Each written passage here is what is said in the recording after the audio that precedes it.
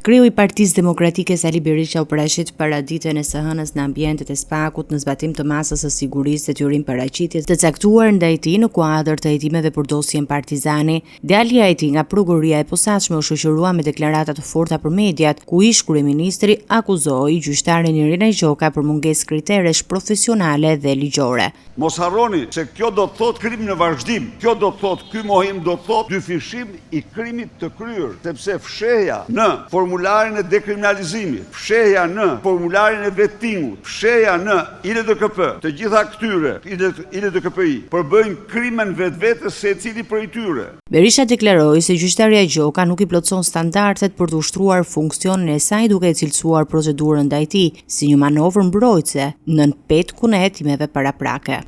Një ditë pasi kishte thënë që s'kam qenë kurrë dënuar, doli prokura, të cilën Irena me shumë mbiemër e kishte lëshuar për noterin në Fier për të marrë avokat që të kundërshtonte vendimin e dëbimit nga Greqia. Pra, bie tërësisht alibia se nuk kishte djeni. Me 7 maj 2025, Altin Troplini, poja i Skapit, deklaron fillimin e hetimeve paraprake. Hetimi të mburoi për të mos lejuar shkarkimin e saj, për të mos lejuar veprimet administrative ndaj saj, mbasi thot unë po e hetoj këtë. Deklaratat e tij vinë në një moment kur ndaj Berishës vijojnë hetimet për çështjen e ish kompleksit Partizani, ndërsa kreu demokrat përsëriti se procesi ndaj tij është i motivuar politikisht.